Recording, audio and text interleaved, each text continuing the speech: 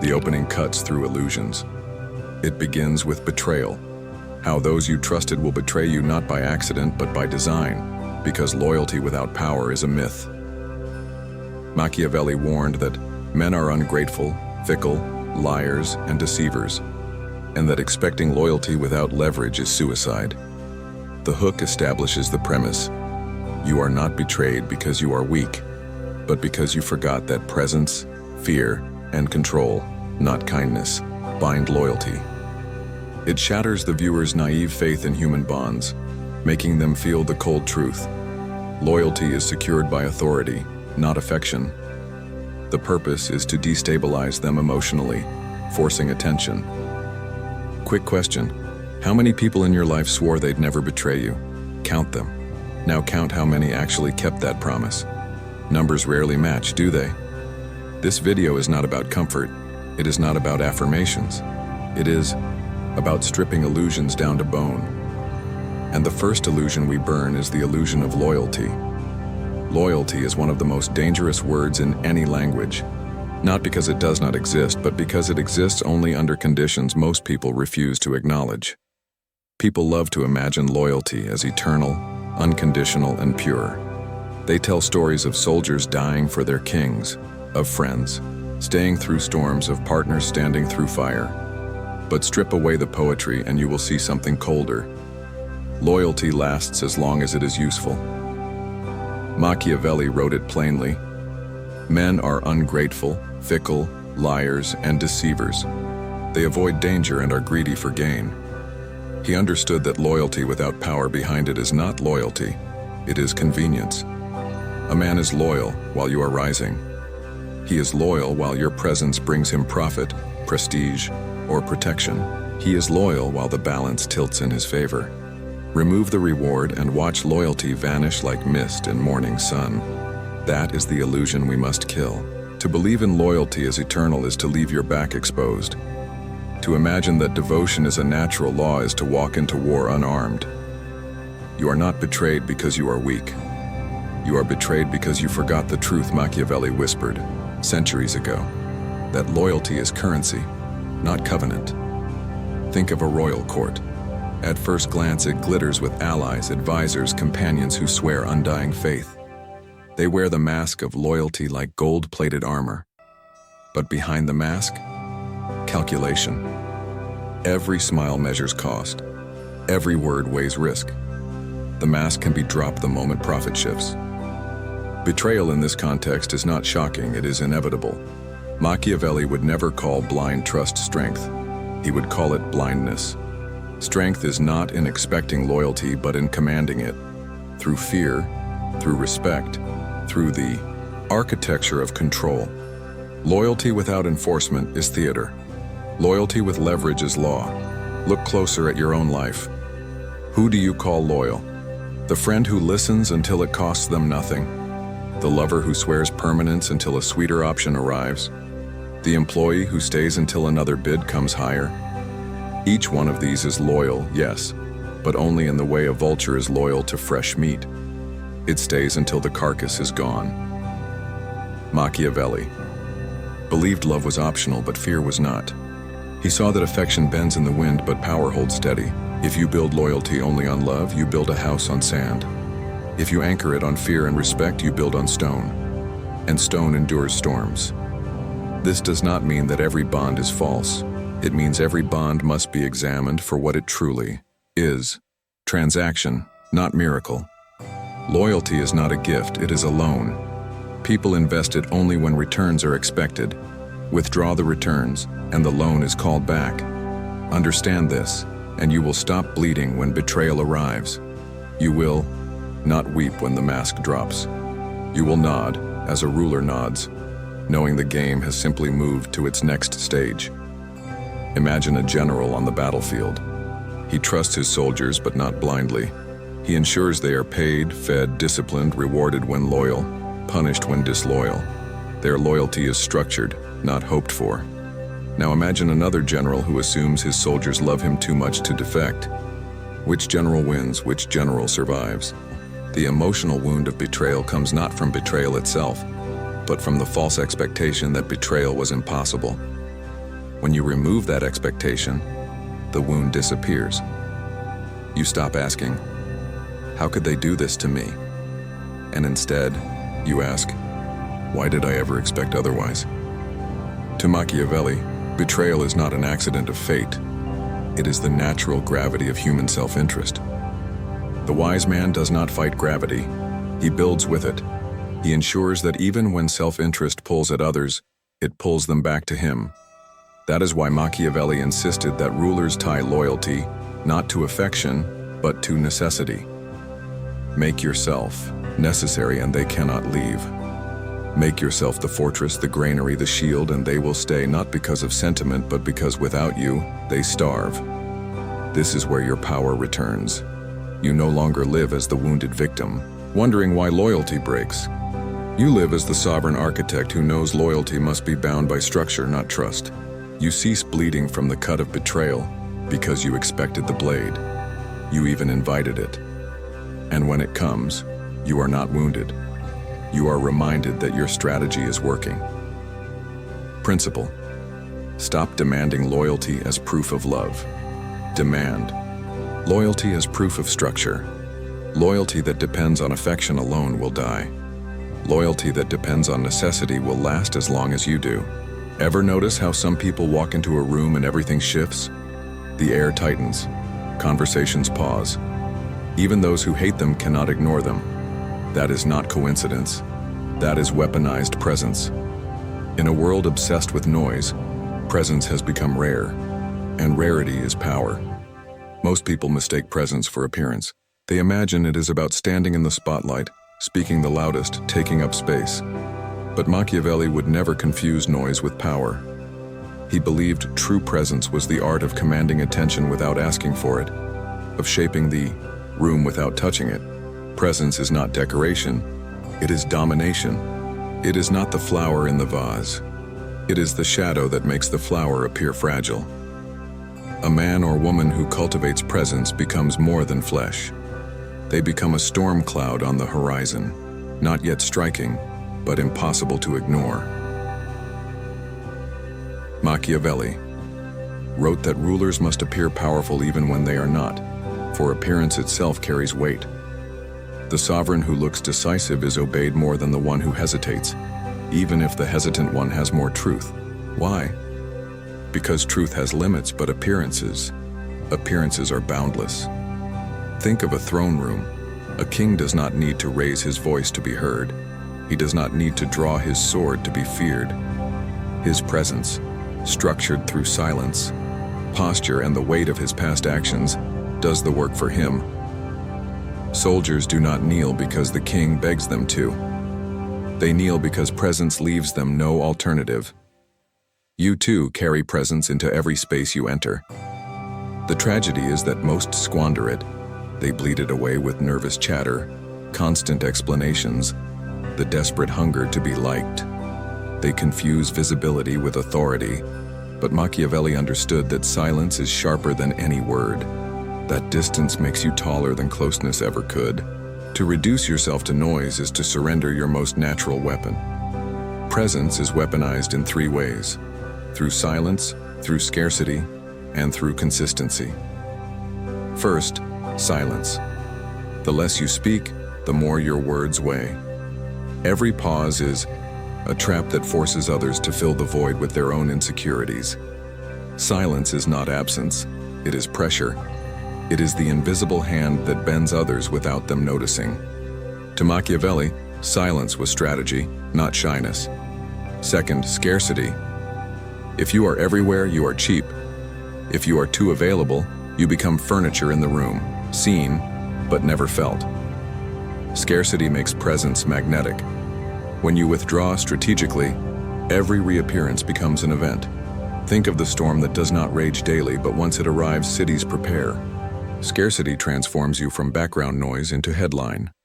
Third, consistency. A weapon is useless if it misfires. Presence must be steady, predictable in its impact, like a drumbeat in the background of every interaction. People must learn, unconsciously, that when you arrive, the atmosphere changes.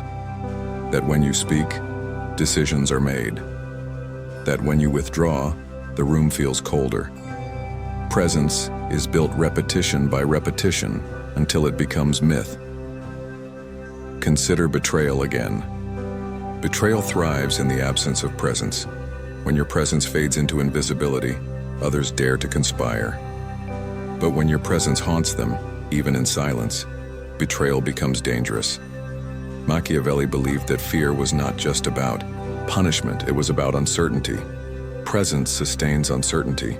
Your enemies whisper, "What does he know? What will she do? Where will they strike?" That whisper is your weapon. Now imagine the opposite. Imagine being forgettable, walking into a room and leaving no trace, speaking, yet no one remembers, being absent, yet no one notices. That is death, not physical, but political, social, psychological death.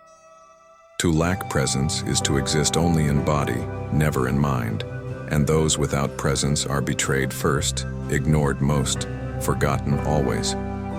Weaponized presence is not arrogance. It is architecture. It is the deliberate shaping of perception until you become impossible to erase. Machiavelli would remind you, control is not always in the sword. Often it is in the shadow of the sword. People obey not because of what you do, but because of what they believe you could do. That belief is presence. Think of a fire in the dark. Even if it does not spread, even if it burns quietly, every eye turns toward it.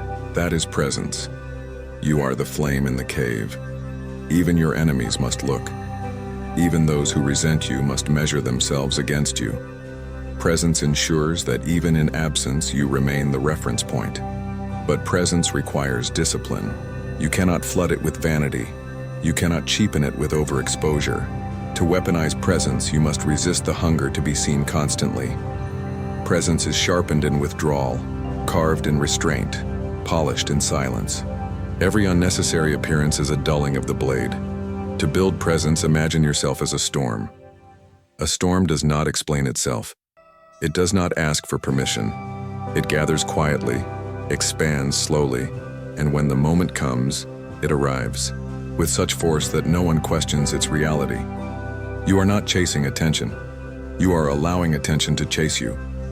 The principle is simple, but merciless. Loyalty can be faked. Love can be pretended. Words can be forged. But presence cannot. It cannot be counterfeited because it is not in what you say. It is in what others feel when you are near, and in what they imagine when you are gone. Principle: do not ask for attention. Command it. Do not chase loyalty. Anchor it with presence. Weaponize silence, scarcity, and consistency until your very shadow becomes unforgettable. Tell me, would you rather be loved or feared? It's a childish question, but Machiavelli gave the only adult answer. If you cannot be both, it is safer to be feared. Fear and respect are not separate currencies. They are two faces of the same coin, exchanged in silence, in memory, in the hesitation of others before they act against you. Love is fragile. It melts under heat. It collapses under pressure. It evaporates the moment it is inconvenient. But fear and respect, those are hard metals. They survive storms. They endure betrayal. They do not need constant feeding. Machiavelli understood that the world runs on self-interest. Men are not loyal because they are good. They are loyal because loyalty pays. They are respectful not because they love you, but because crossing you carries a cost. That is the economy of power. Every man calculates. If defiance is cheap, they will betray you. If disobedience is expensive, they will kneel. Fear is not cruelty. Respect is not kindness. Both are forms of calculation. Fear says, if I strike him, I will suffer more than I gain. Respect says, if I betray her, I lose more than I win. The emotion does not matter. The math does. Machiavelli would never mistake sentiment for stability. He saw what most refuse to admit. Men sooner forget the death of their father than the loss of their inheritance. Loss governs memory. Loss governs loyalty. Loss governs fear. Picture a kingdom. The ruler who relies only on love invites ruin. When famine comes, love vanishes. When war comes, love evaporates. Subjects will turn against him the moment their survival demands it. But the ruler whose presence carries fear, even famine cannot dissolve his grip. Even war cannot erase his shadow. Love is negotiable, fear is not. But fear alone is brittle if it is hatred. Machiavelli did not say, be hated. He said, be feared without being hated. That is the balance. That is the economy. Too much cruelty and men unite against you. Too much kindness and men exploit you. But fear seasoned with respect, that is unshakable. That is the steel spine of command. How does one build this balance? Through action and absence, through mercy chosen selectively and punishment delivered decisively. A sovereign who punishes too often becomes a tyrant. A sovereign who punishes rarely becomes weak. The key is unpredictability, to leave men uncertain whether your silence is forgiveness or preparation. That uncertainty is the most efficient form of fear. Think of the storm again. The storm that always strikes loses its terror. The storm that never comes is ignored. But the storm that might arrive, tomorrow or in a year, haunts the horizon. That is the economy of fear. It is not about endless punishment, but about endless possibility. The thought of you, the thought of your potential retaliation chains, men more tightly than 100 visible blows. Respect grows from the same soil. Respect is not politeness. Respect is recognition of your weight in their world. It is the unspoken agreement that your absence is felt as much as your presence. Respect is earned through consistency, decisiveness, and the discipline of silence. People may not like you, they may not admire you, but if they respect you, they cannot dismiss you. Machiavelli knew this balance was more valuable than gold. For gold can be stolen, armies can be defeated, but the man who is feared and respected at once rules without lifting his hand. His enemies waste energy imagining his strike. His allies guard loyalty as self-preservation. Even in exile, his name carries more power than the bodies of his rivals. That is why Machiavelli wrote for rulers, not lovers. He was not writing about affection, he was writing about survival. Now apply this to your own life. Why do betrayals wound you? Because you believed in the myth of unconditional love, of eternal loyalty. But Machiavelli would remind you, betrayal is not the exception. It is the rule when the cost of betrayal is low. If your presence carries no weight, betrayal becomes cheap. If your absence carries no sting, betrayal becomes inevitable. This is the economy you must master. You do not need to be universally loved. You do not need to be endlessly available. You need to become costly to lose, costly to betray, costly to disrespect. When the scales of calculation tip in your favor, loyalty becomes less about emotion and more about survival. Do not mistake fear for brutality. Brutality invites revolts. Do not mistake respect for flattery. Flattery disguises contempt. Fear and respect are not performances. They are consequences. They are the atmosphere you create through restraint, action, and silence. They are the tax you place on disobedience, the cost you attach to defiance. When you master this economy, you no longer beg for loyalty. You no longer chase love. You set the price of betrayal so high that even your enemies would rather serve you than oppose you. And in this, you embody Machiavelli's true insight. Control is not what you hold in your hands. It is what others fear to lose in your absence. Principle: love is optional. Loyalty is conditional. But fear mixed with respect is inevitable when the cost of betrayal is too high. Master the economy, and you will never need to plead for devotion. It will calculate itself into existence. Absence is not weakness. Absence is architecture. It is the invisible wall you build to force others to feel what they once ignored. The average man fears being forgotten, fears silence, fears withdrawal. But Machiavelli understood. Disappearance is not the same as erasure. When you step back with discipline, you do not vanish, you multiply. You pass from flesh into symbol, from body into legend. This is the paradox. Presence feeds familiarity, but absence feeds power. The more they see you, the more they take you for granted. The less they see you, the more they invent you in their imagination. And imagination has no ceiling. A man who withdraws becomes larger than the man who stays. His silence speaks more loudly than his explanations. His absence weighs heavier than his presence ever could. Think of a flame. In your constant nearness, the flame is heat, but nothing more. When it is extinguished, the darkness remembers it. When it is withheld, desire for it grows. Absence is that fire withheld. It forces hunger. It forces memory. It forces your image to echo in the mind of others. Machiavelli knew that rulers were strongest when they controlled distance. A sovereign who mingled too often with his subjects became common. A sovereign who vanished entirely became forgotten. The key was rhythm. Presence for decisiveness, absence for reverence. Like the tide, you must recede to remind them what the shore looks like when you are gone. Absence is not passive, it is strategy. Every silence, every delay, every withdrawal is a message. When you stop explaining yourself, you teach others to explain you to themselves, and their explanations will always be more dramatic, more exaggerated, more haunting than anything you could say aloud. They will fill the blanks of your silence with their fears. Were you always this cold? Were you planning your exit? Are you watching them even now?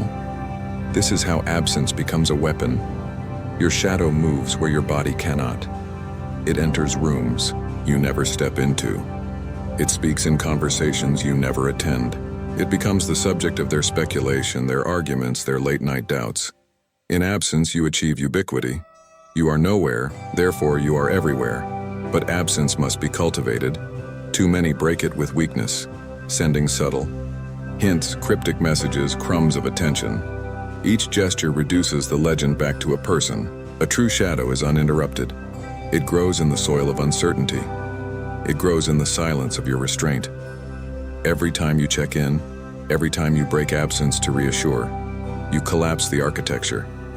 You become visible again, and therefore, small Machiavelli would remind you, men are more taken by appearances than by reality, and absence creates the ultimate appearance, the impression of depth, of mystery, of hidden calculation. Reality is limited. Absence is limitless. When you withhold yourself, you become a story that writes itself inside their minds. And stories are always larger than facts. Consider the court of a king, the sovereign who appears at every feast, every game, every gathering. His presence becomes cheap. But the sovereign who appears rarely, decisively, only when the moment demands, his presence feels like thunder breaking a long silence. Men stand taller, women hush their whispers, all eyes lock upon him because absence sharpened their hunger for him. That is the power of rhythm. That is the choreography of distance. Absence also protects. Enemies cannot strike what they cannot see. They swing blindly, exposing themselves, wasting their energy. The ruler who is absent is harder to predict, harder to trap, harder to dethrone. To be seen constantly is to be mapped, measured, targeted. To be unseen is to remain untouchable. Even in personal life, this principle reigns. The friend who always answers immediately is the friend no one values. The lover who is always available is the lover no one respects. But the one who withholds presence, who creates silence and space, becomes an obsession. Others compete to interpret their motives, to claim special access, to guess what they are thinking. All the while, that person remains in control. Because they are not fighting for attention. They are allowing attention to fight for them. This is why absence is not escape. It is entrapment. You do not withdraw to run, you withdraw to lure. You retreat not to hide, but to force pursuit. The silence becomes bait. The distance becomes a battlefield. They chase you, but they can never grasp you fully. You live in their mind, not in their hand. But discipline is everything. To master absence, you must kill your craving to be seen, to be understood, to be reassured. Weak men fear being forgotten. Strong men weaponize it. Machiavelli would never call endless presence strength. He would call it blindness. For presence is easy, withdrawal requires control. The storm teaches the same lesson. The sky that rains every day is ordinary. The sky that rains rarely is sacred. Men pray for it, fear it, plan their lives around it. Your presence is the storm. Too often it is a drizzle. Rarely given, it becomes divine. Principle: do not fear absence. Use it. Withdraw not to vanish, but to multiply. Let silence carve your outline in their mind until it becomes a monument. In absence, you stop being a person. You become a shadow, and shadows rule long after the body has left. Everyone wears a mask. You, me, the ones you call loyal, the ones who whisper betrayal. The mask is not a lie, it is survival. Machiavelli saw this clearly.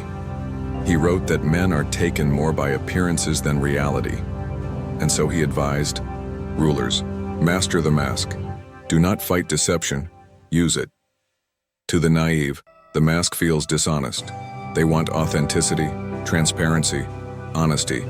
They crave the comfort of naked truth. But truth is not power. Truth is exposure. The wolf that bares its teeth too soon dies by the spear. The wolf that hides them until the strike survives. This is the function of the mask. It conceals. It waits. It buys you the moment to choose when to reveal and when to strike. Appearances are stronger than facts. Facts are limited. They can be tested, argued, dismantled. Appearances float above argument. They are immune to proof. A ruler who appears generous is more powerful than one who is generous. A rival who appears unbreakable commands more fear than one who is strong. Machiavelli knew the game is never truth against lies. The game is appearance against appearance. Think of the mask as a crown. It is not your face, but it is the only face they will bow to. Behind it, you remain human. Behind it, you are calculating. But with it, you are more than yourself. You are image, symbol, weapon. A crown without a mask is only metal. A man without a mask is only flesh. But flesh is temporary. Image is eternal. In court, in politics, in love, the mask separates those who command from those who beg. The man who reveals too much becomes predictable. The woman who speaks all her truth becomes vulnerable. They become easy to map, easy to wound. But the one who maintains the mask, who gives the performance of calm while hiding storms beneath, becomes untouchable. For others cannot strike what they cannot define. This is why silence is part of the mask. Silence is the fabric from which masks are cut. A man who explains himself too often tears holes in his disguise. But a man who speaks rarely, who allows pauses and stillness to do the work, forces others to project meaning onto him. They see what they fear. They see what they desire. They see what you never had to say. And in this way, the mask becomes their invention, not yours. That is the highest deception, not to lie, but to let others lie to themselves. Machiavelli would never call endless honesty strength. He would call it blindness. He believed that cruelty, if necessary, should be delivered. In one stroke, swift, decisive, masked in the appearance of necessity. Even mercy, he argued, must be delivered in disguise. Too much kindness without a mask breeds contempt. Too much cruelty without a mask breeds rebellion. But cruelty and kindness wrapped in appearance breed loyalty. The act is not what binds them. The mask of the act is, consider the stage. The audience knows they are watching actors. They know the costumes are fabric, the words rehearsed. Yet they still cry when the hero dies. They still fear when the villain enters. Why? Because appearances rule the human heart more than reality ever will. Life is no different. People do not live with facts. They live with interpretations. And interpretations bend to the mask. Even betrayal is masked. The traitor rarely announces himself. He arrives smiling. He swears loyalty. He wears the costume of faith until the moment of the knife.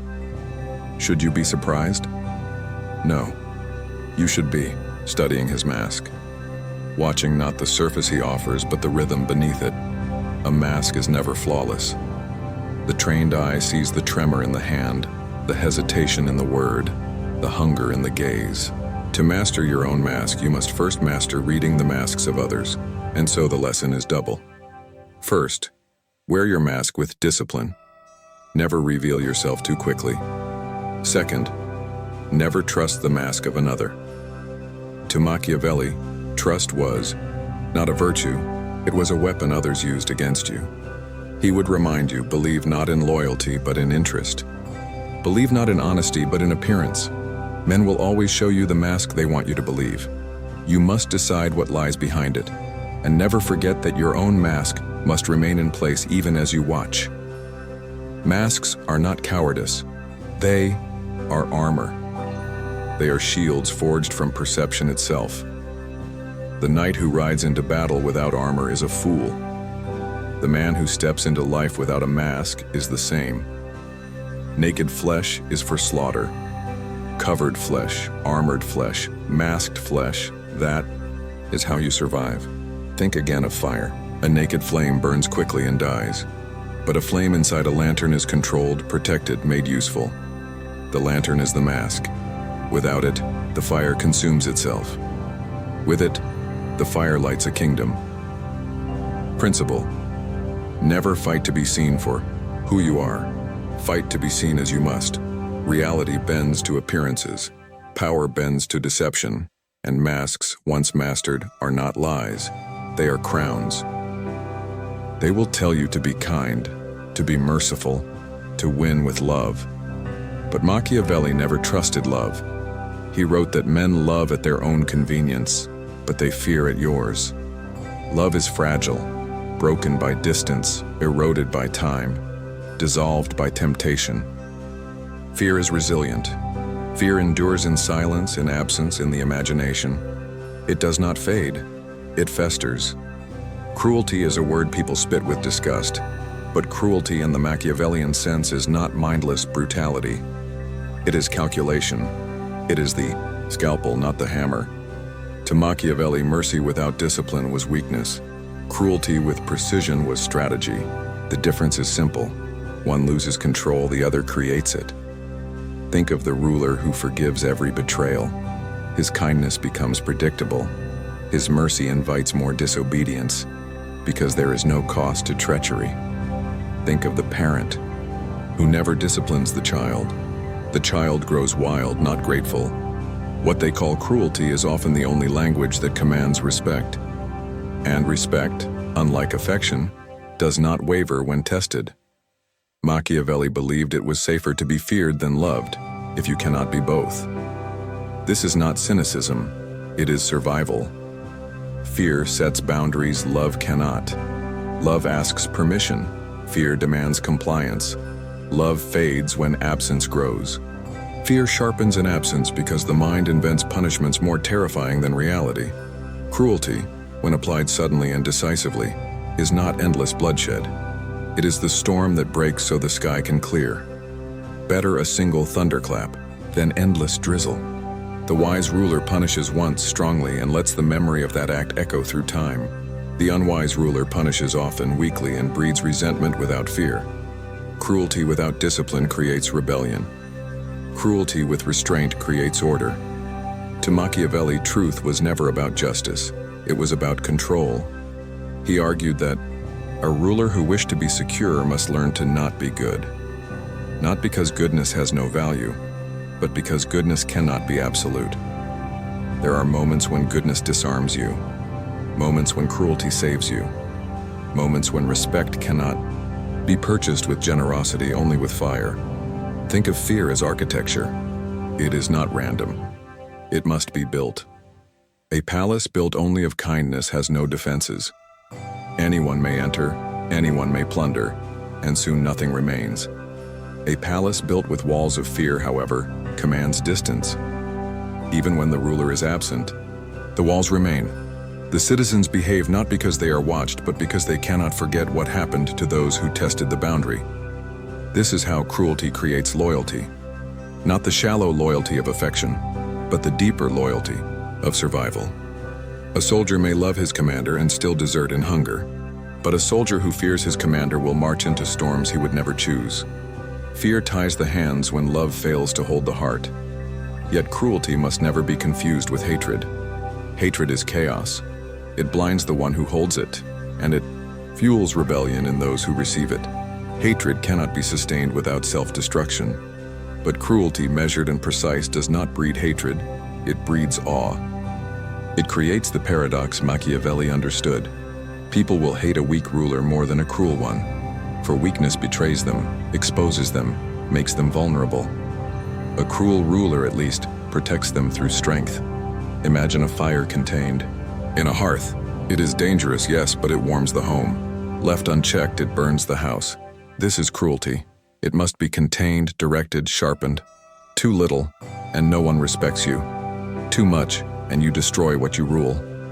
But just enough, and the fear it creates is eternal. Machiavelli would remind you that cruelty can even create love. For people often mistake the one who protects order through harshness as the one who truly cared. Parents who disciplined are remembered with gratitude. Generals who punished deserters are remembered as legends. Cruelty, paradoxically, can give birth to loyalty, but it must never be delivered as rage. Rage is sloppy. Rage is weakness. The blade must be sharp, not wild. And so the strategy emerges. Be slow to punish, but when punishment comes, let it thunder. Do not whittle away with small cuts. Strike once, cleanly, so the lesson is permanent. A man who fears repeating your wrath will police himself more than you ever could. And that is the secret. Fear is efficient. Love requires constant tending, constant proof, constant presence. Fear requires only memory. Even silence can be cruelty. Absence can be cruelty. Withdrawal can carve deeper than any blade, because the mind of the other fills the silence with punishments of its own design. Machiavelli believed uncertainty was sharper than punishment. To leave someone wondering when or if you will strike is to chain them with their own imagination. This is why cruelty, fear, and respect are inseparable. Respect without fear is fragile. Fear without respect is rebellion. But fear woven with respect endures, even when you are not present. They will guard your name, even in your absence, because they cannot afford to test it. Principle: do not seek to be loved. Do not indulge in blind cruelty. Seek the balance where fear and respect live together. Love may win hearts, but fear governs actions. Machiavelli would tell you, kindness without the possibility of cruelty is weakness. Cruelty without restraint is chaos. But cruelty, disciplined and deliberate, is the fire that forges unbreakable respect. There is a trap in this world that swallows almost everyone: the need to explain, the need to justify, to answer, to defend. When someone insults you, you answer. When someone questions you, you clarify. When someone betrays you, you demand closure. But every time you respond, you hand them your power. Machiavelli would laugh at this weakness. He knew that words are rarely weapons. They are confessions. Each explanation you give is a piece of yourself offered up for inspection. Each defense is an admission of doubt. Each argument is proof that their opinion touched you. Silence, however, reveals nothing. Silence is unreadable. Silence is power. Strategic silence is not the absence of speech. It is the presence of control. It says, I will not speak because I do not need to. I will not explain because you do not deserve clarity. I will not respond because you cannot move me. Silence is a crown. It sits heavy. It gleams without noise, and it cannot be stolen. Absence carries the same weight. To vanish is not to disappear. It is to expand. Machiavelli knew that the absent ruler, if feared and respected, rules more deeply than the one who is always present. Presence breeds familiarity. Familiarity breeds contempt. But absence breeds imagination, and imagination is limitless. Think of the sovereign who walks daily among the people. At first they cheer. Over time they complain. They notice his flaws, his mistakes, his hesitations. They whisper about his weakness because they see him too clearly. Now think of the sovereign who appears rarely. In moments of thunder and decision, his image becomes larger than life. His absence feeds the myth. His silence feeds the legend. He is not a man, they say. He is a shadow. Machiavelli believed this was the true art of ruling, to appear when it mattered and to vanish when it did not. To speak when it cut, and to remain silent when words would dilute the mystery. This is how absence becomes presence. It forces others to carry you in their minds when your body is nowhere near. Consider betrayal. Most people, when betrayed, demand confrontation. They shout, they argue, they try to reclaim dignity with noise. But Machiavelli would say, silence is the sharper blade. Withdraw without explanation. Let them feel the weight of your absence. Let them fill the silence with their own guilt, their own paranoia, their own reconstruction of what you might be thinking, what you might be planning. Words can be countered. Silence cannot. Absence is a storm that never breaks. It is the cloud on the horizon that refuses to move. It is the draft in the sealed room that cannot be found. People can resist punishment. They can resist persuasion, but they cannot resist their own imagination, and absence feeds it endlessly. Strategic. Silence is not passivity, it is dominance. When you do not reply, the other must guess. When you do not clarify, they must interpret. When you do not appear, they must wait. And waiting is the heaviest chain. The anxious chain themselves, pacing, inventing stories in the dark.